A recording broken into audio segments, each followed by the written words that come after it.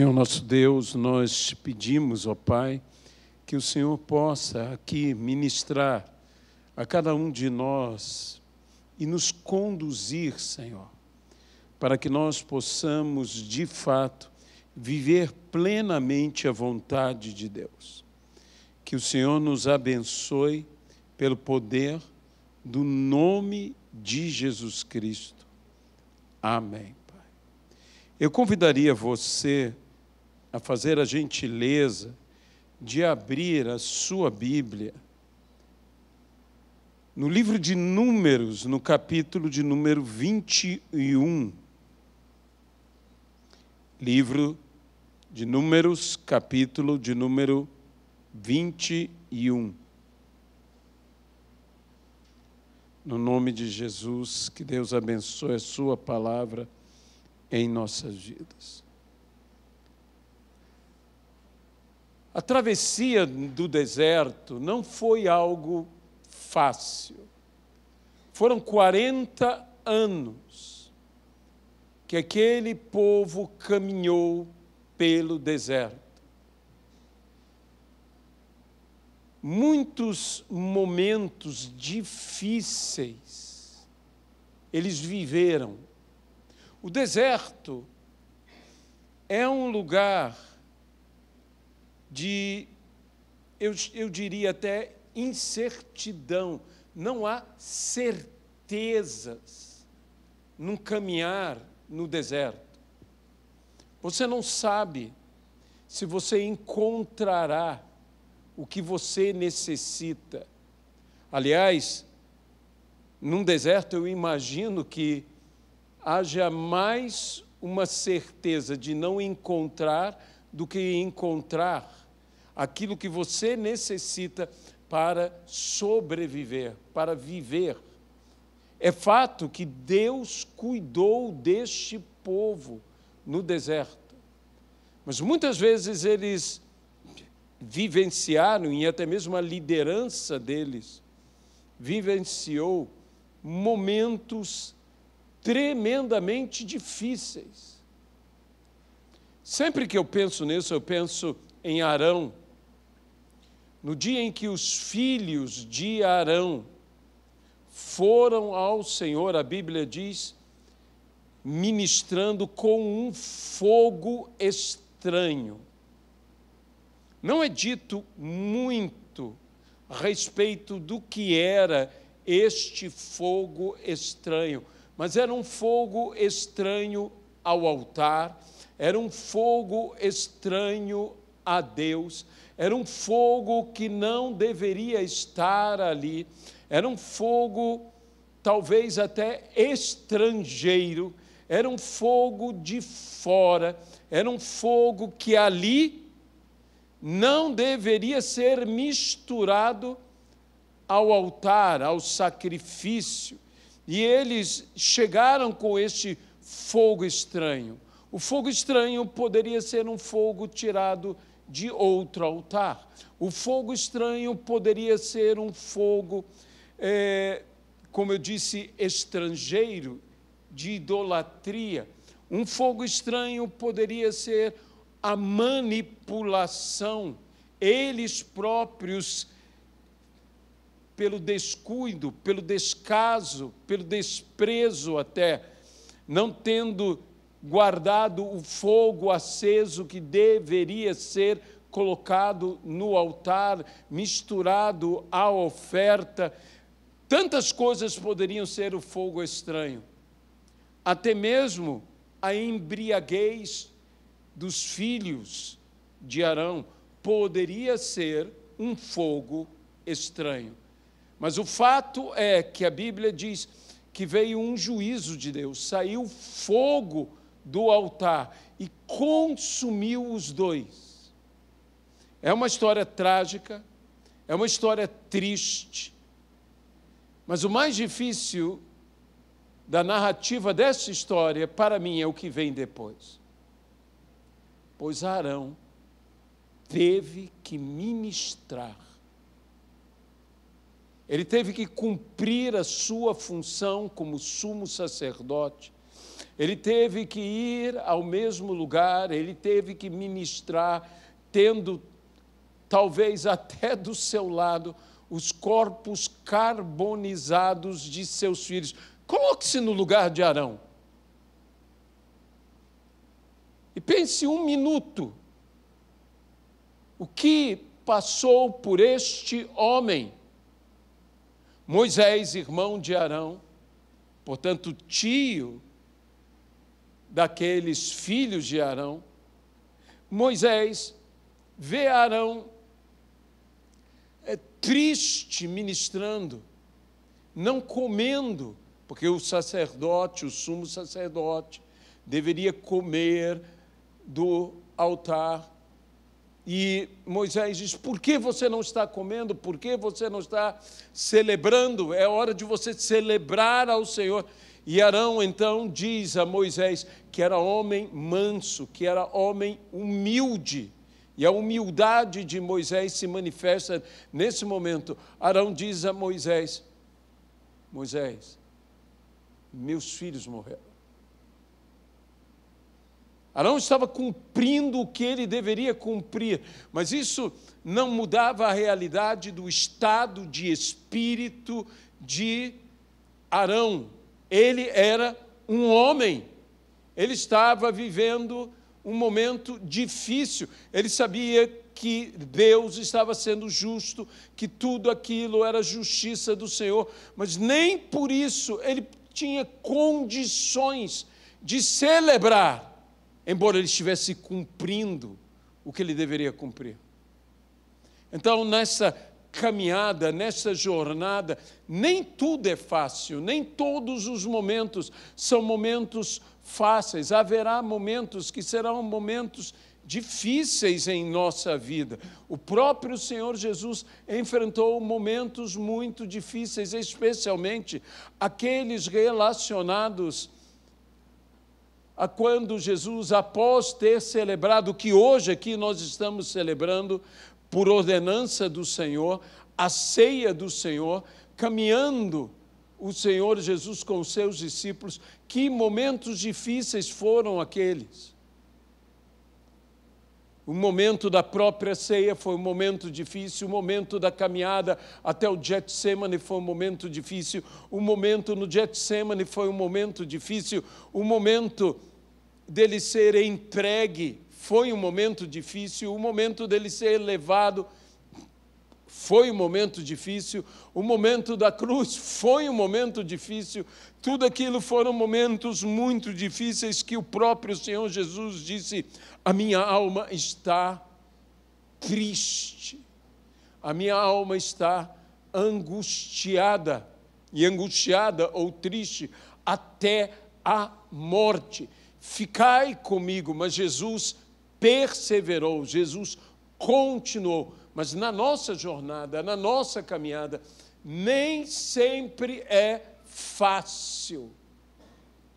Nós julgamos com muita facilidade este povo.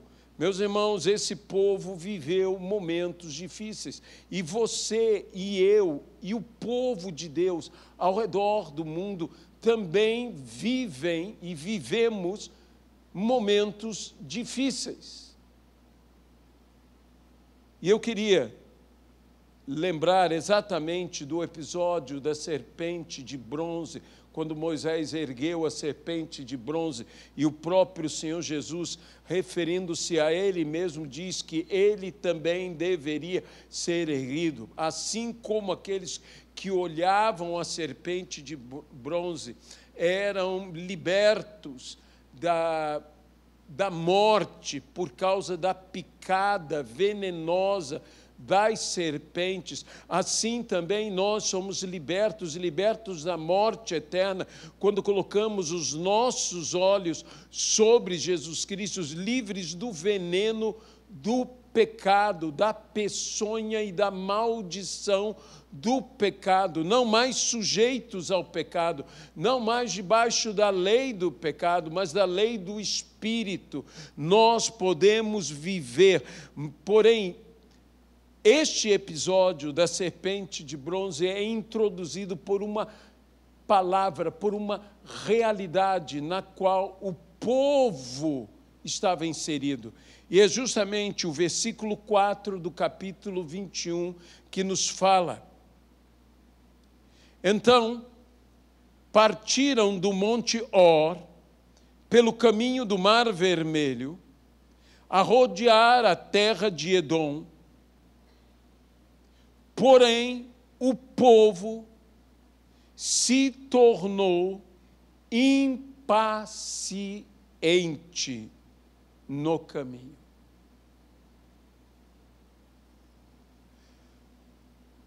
Impaciente no caminho. A forma que nós temos para caminhar na jornada desta vida deve ser uma forma em que jamais percamos a paciência. Nós sabemos que as promessas de Deus são obtidas por meio da fé com paciência. Nós necessitamos de paciência.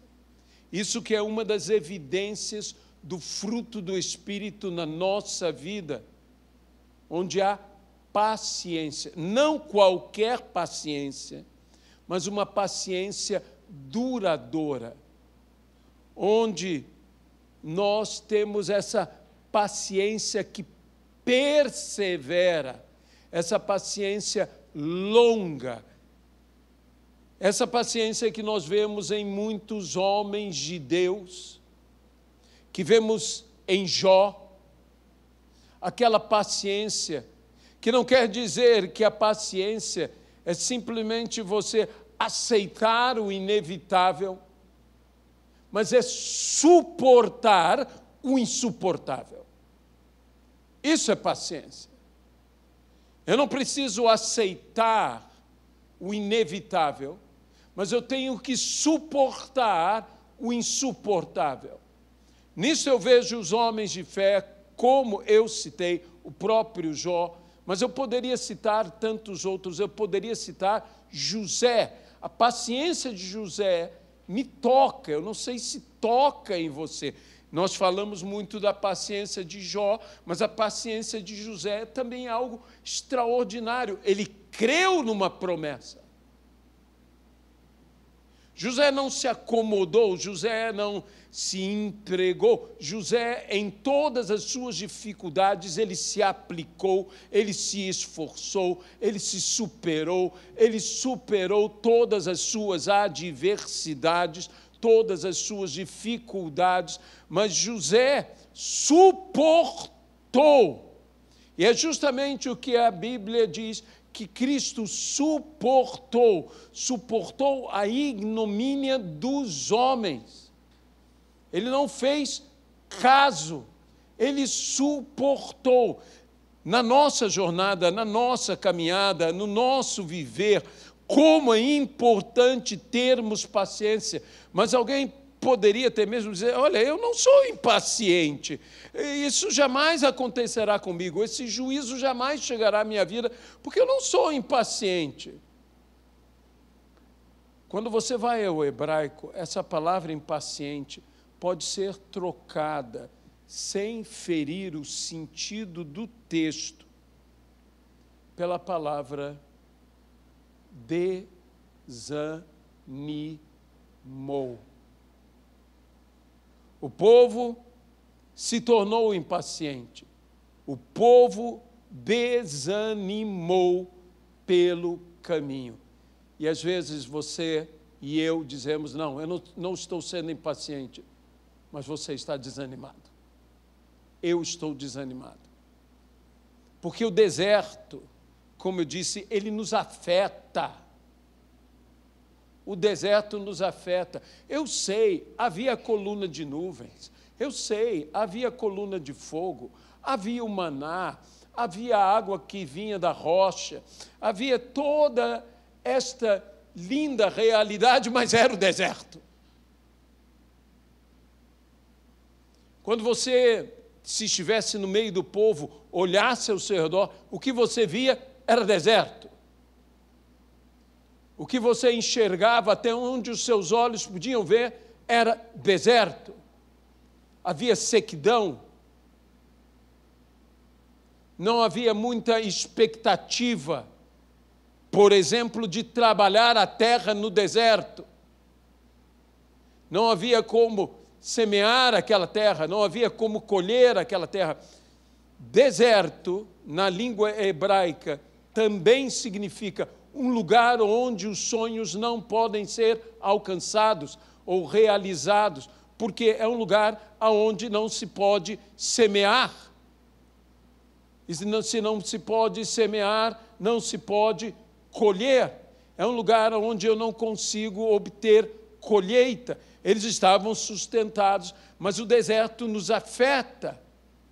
O deserto mexe conosco, porque o deserto, como eu disse, é um lugar de incertezas, é um lugar de incertidão, é um lugar onde você não tem, esse lugar não te passa a segurança. Você não foi feito para o deserto. O deserto não é o nosso lugar. É um lugar que nós associamos muito mais à morte do que à vida. É um lugar de dificuldades, é um lugar de adversidades, é um lugar onde nós temos provação e, com a provação, privação. O deserto é um lugar onde facilmente você desanima. Você pode desanimar. E muitos de nós, o problema não é uma impaciência qualquer. É uma impaciência que surge do desânimo. Jesus falou das dificuldades. Jesus disse: ninguém vos engane. Neste mundo vocês passarão por aflições. Então, isso é uma certeza. Ninguém vos engane. Neste mundo vocês passarão por aflições. Há vidas que se afligem mais porque têm mais aflições. Há vidas que se afligem menos porque têm menos aflições. Mas as vidas têm aflições. Neste mundo vocês passarão por aflições. Que ninguém vos engane. Cuidado com um discurso triunfalista, oco, porque não tem conteúdo bíblico. Pois se Jesus, que é Jesus, diz que nesse mundo nós passaremos por aflições, é porque nós passaremos por aflições. Pode ter certeza disso. Mas Jesus diz: não se turbe o vosso coração. Não se turbe. Quando o meu coração se turba, ele logo se conturba. E muitas pessoas estão conturbadas por causa das aflições, porque permitiram ao seu coração se turbar. E dessa maneira estão conturbadas além de aflitas. Aflitas e conturbadas. É como uma pessoa se afogando e se debatendo, em vez de procurar se acalmar, em vez de procurar boiar, em vez de procurar nadar. Não, essa pessoa, quanto mais se debate, quanto mais se agita, quanto mais se conturba, mais facilmente se afoga, se asfixia. É interessante que a palavra que é utilizada e é traduzida na parábola do semeador como sufocar, ela é, na realidade, a palavra afogar. O afogamento é uma morte por asfixia. Nós nos sufocamos. E justamente O grande problema do afogamento é esta agitação, esta perturbação que nos causa o afogamento e o desespero. Esse desespero faz com que muitos salva-vidas tenham que literalmente nocautear a pessoa que eles desejam salvar, porque senão tanto ela se afogará, quanto o salva-vidas poderá também, pelo desespero que a pessoa está ali. Eu tenho a impressão que a morte por asfixia deve ser uma morte extremamente angustiante. Extremamente angustiante. E a Bíblia diz que os cuidados desse mundo, as preocupações dessa vida, afogam, asfixiam, sufocam a palavra de Deus. Como eu disse, talvez eu e você digamos, bem, eu não sou impaciente, mas você está desanimado? Jesus, ainda falando naquele mesmo tema, a Bíblia nos diz, não se turbe o vosso coração. E Jesus então disse, tenham bom ânimo. Meu irmão, não há outra maneira, minha irmã, não existe outra forma de enfrentarmos todas as aflições da vida. A única maneira que temos que nos garante uma vitória é termos um bom ânimo. E talvez seja a coisa mais desafiadora de se ter no momento da aflição. Por isso a palavra do Senhor mesmo nos diz, na fraqueza se fizeram fortes. Ou, da fraqueza suscitaram força. Nós precisamos erguer, tirar forças de onde não existe força.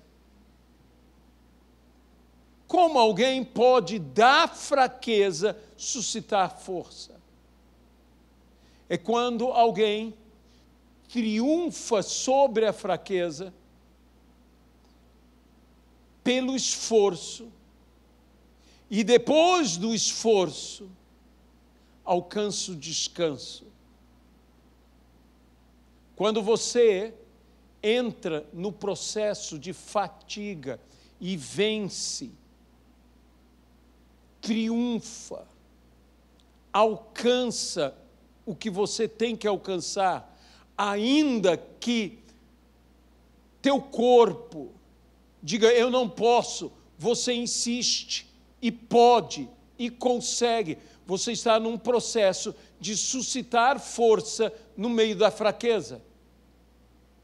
E saiba do seguinte, não é apenas pela uma determinação que eu digo, eu irei em frente, eu conseguirei, eu farei, eu realizarei, eu não desistirei, eu não desanimarei.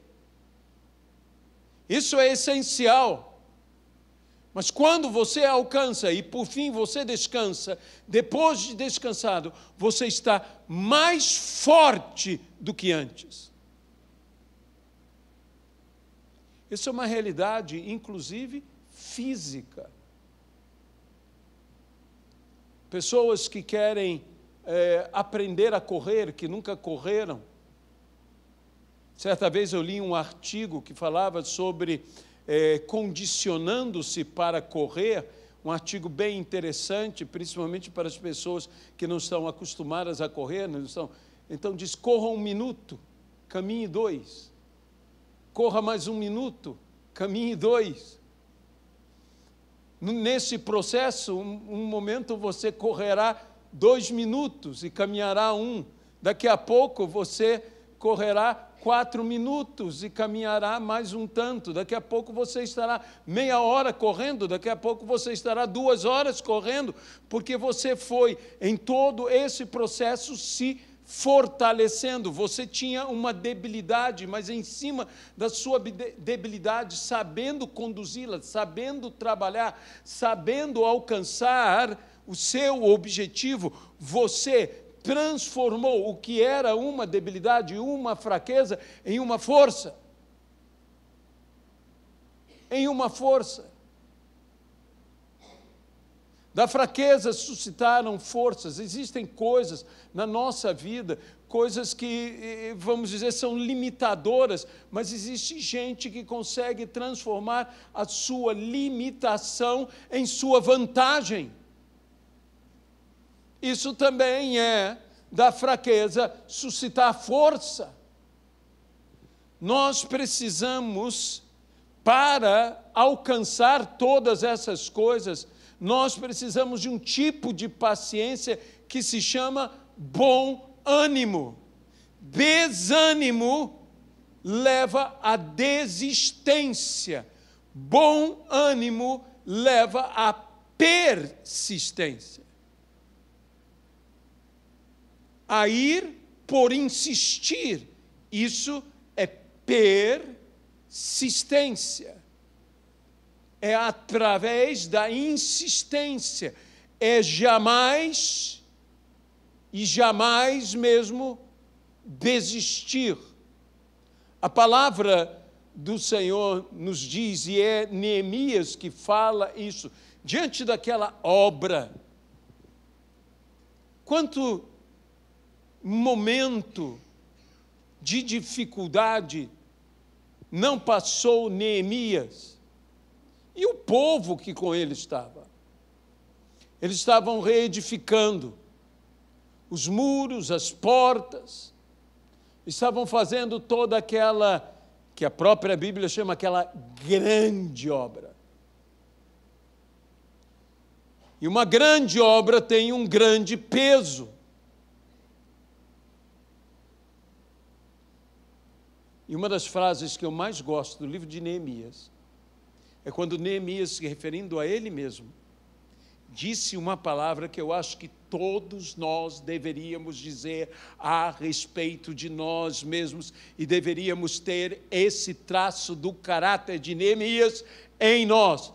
Eu não sou, mas ele diz, nós não somos daqueles que retrocedem.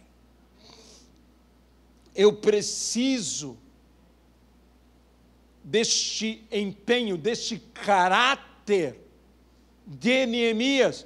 Eu não sou dos que retrocedem.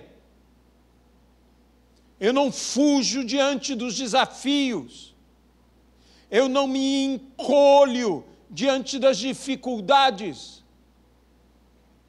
Eu não retrocedo jamais, eu avanço. O apóstolo Paulo, o texto que hoje eu citei, esquecendo-me das coisas que para trás ficam, prossigo para as que diante de mim estão.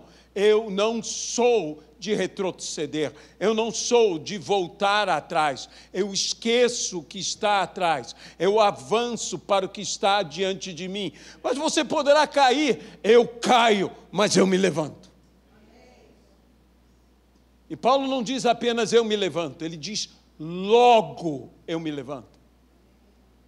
Nós precisamos deste bom ânimo, nós precisamos lançar de nossa vida.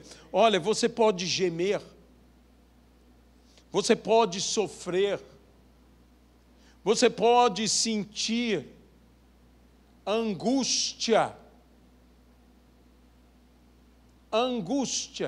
e você pode ter uma angústia intensa, extrema. A Bíblia diz que Jesus orava e diz que ele tinha agonia. E sabe o que Jesus fez quando ele sentiu agonia? Agonia é pior que angústia. A Bíblia diz que Jesus orava mais intensamente. Ele não era daqueles que desistiam. Ele não desistiu de orar. Muitas pessoas, quando agonizam, simplesmente desistem. Uma das coisas que essa enfermidade, porque é uma enfermidade chamada depressão, que eu percebo, primeiramente eu quero abrir aqui um parênteses, eu não sou psicólogo, eu não sou psiquiatra, eu apenas estou falando como um leigo observador. Então, por favor, tenha paciência comigo, se eu cometer algum erro nessa análise, é porque isso não é a minha especialidade, a minha área. Eu sou um homem pregador da palavra. É isso que é o que eu faço. Mas uma das coisas que eu percebo disto, da depressão, é que a depressão muitas vezes se manifesta em pessoas que entram num espírito, num desânimo tal, porque é uma característica da depressão, eu imagino, o desânimo, as pessoas desanimam, de desistência, desistem de viver. O extremo da depressão leva algumas pessoas a desistir da própria vida. E essa é uma doença que está na nossa sociedade e que não é encarada como doença, e muitas vezes a igreja não encara isso como doença, e nós temos que encarar como doença, e temos que visitar os doentes. Visitar não é somente ir ver. A Bíblia diz que Deus tinha contra nós que nós não aproveitamos o tempo da sua visitação. Visitar é um momento de socorro. Quando Deus nos visita, Deus nos socorre. Quando nós visitamos, nós não estamos indo simplesmente ver. Você não está cumprindo uma tarefa social visitando. Biblicamente, você visita. Visita as pessoas nas suas lutas, visita as pessoas nas suas necessidades. Você socorre. Quando eu visito o que tem fome, eu visito levando pão. Quando eu visito quem tem sede, eu visito levando água. Isso é visitar. Biblicamente, essa é a visita, é uma visita que faz a diferença, é uma visita que melhora. Nós precisamos ver os enfermos, visitar os enfermos. Estive enfermo e não fostes visitar-me. Eu preciso visitar. Há situações que eu vou ver, mas há outras situações que eu vou visitar. Sabe, quando os amigos de Jó foram visitá-los, eles se limitaram muito em ver e em falar, mas não em agir. Minha visita tem que ser uma visita proativa. Minha visita tem que ser uma visita que faça diferença. Eu não tenho que ser uma visita aborrecedora. Eu não tenho que ser uma visita apenas que dê peso a quem eu vou visitar. Eu tenho que ser uma visita abençoadora. Essa é a postura que eu devo ter. Então nós precisamos visitar, nós precisamos estar na casa dos outros como se nós, eu vou falar algo louco, estivéssemos acolhendo os outros. Será que a minha visita, quando eu visito um enfermo, quando eu visito uma pessoa, quando eu visito e entro numa casa, quando eu faço uma visita, Será que a minha visita, eu estou mais sendo acolhido ou eu estou transmitindo à pessoa que eu visito acolhimento? Como se sentirá a pessoa por mim visitada? Visite de tal maneira, perdoe-me abrir esse parênteses, de modo que haja desejo que você visite outras vezes. É assim que nós devemos visitar. É assim que nós devemos ser. Mas voltando a esse tema do caminho, porque a Bíblia compara a nossa vida à peregrinação do povo no deserto. A Bíblia diz: vós também sois peregrinos. Jesus mesmo disse: eles não são desse mundo, mas eu não peço que os tires do mundo, eu peço que os livres do mal. Meus irmãos, se nós queremos chegar aonde nós temos que chegar, e nós vamos chegar, uma das coisas que nós temos que tratar é da nossa disposição mental, a nossa disposição dos nossos sentimentos, ou eu diria, o nosso espírito. O espírito de uma igreja, o espírito de uma comunidade, o espírito de uma pessoa. Nós não podemos desanimar. Nós não podemos nos tornar impacientes. A impaciência, como impaciência, já é um extremo, mas muitas vezes nós achamos que não estamos naquele extremo, mas estamos porque estamos desanimados. Nós temos que renovar o nosso ânimo mediante a fé e a esperança. Temos fé, cremos que o Senhor está nos conduzindo. Temos que tirar forças de onde não temos forças e nos animar, não permitindo, porque o que vai nos desanimar é quando o nosso coração se turba. Quando nós deixamos esse estado que abala, que torna o coração inquieto, turbulento. A turbulência é algo que causa uma agitação. Em dias que as pessoas voam, a turbulência é um dos maiores desafios às pessoas. Conversando uma vez com um piloto, ele me disse: pastor, você sabe qual é a melhor maneira de se passar por uma turbulência? Eu disse: existe maneira boa de se passar por turbulência. Ele disse: é relaxar. Você sentirá menos a turbulência, por mais forte que ela seja. Espero não ter que praticar isso muitas vezes. Quando você se solta, quando você relaxa,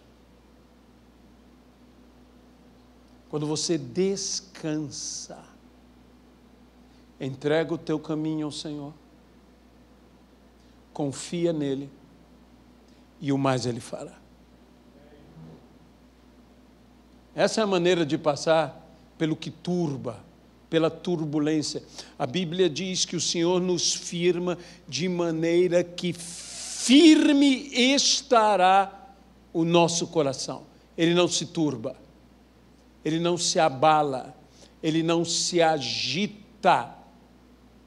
E uma vez eu estava viajando e passei por uma turbulência depois dele ter me dito isso, porque até então, o que normalmente eu fazia, não sei a sua experiência.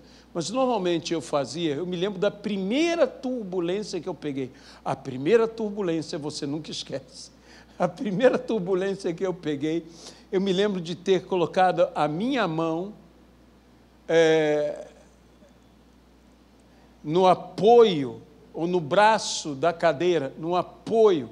Eu me lembro que eu segurei com toda a força aquilo. Era a primeira turbulência, ia para cima e foi uma turbulência, eu não sei se porque era a primeira, mas para mim foi uma turbulência muito forte.